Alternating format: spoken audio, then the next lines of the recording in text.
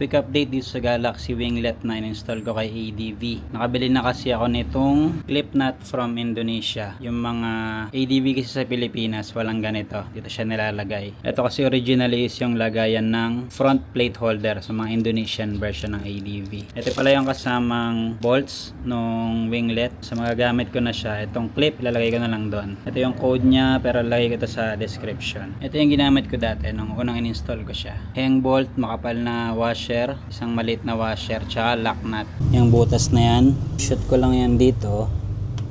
Sakto yan kasi ito mismo yung part number.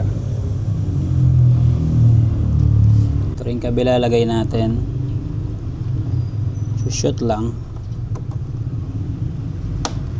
Ito palang MDL ko, pinalitan ko siya ng bracket na mas mahaba. Ito originally yung bracket niya. Mataas siya dito, halos nakadikit dito. Pinalitan ko siya ng 4 na butas, pero 3 butas lang yung ginamit ko. Yan, papansin nyo, doon siya sa unang butas, saka sa pangatlo. Meron pa pang 4 doon, kasi pagka doon ko siya nilagay, maalog masyado. Hindi kasi siya nakadikit sa fairings. Kaya yun yung naging workaround ko doon sa low beam ng MDL ko na na-cut siya nung nag-winglet ako kasi naharangan. So binaba ko lang ng konting-konti. Yan, okay na siya ng ganyan, hindi na siya naharangan yung low beam. Buo na ulit. Okay na, nakabit ko na yung mga bolts sa Galaxy Winglet. Pakita ko sa inyo. Mas malinis na siya tingnan. Ayan. Ganda ng pagkakalapat. Tapos may stainless washer. Ito naman yung body bolt.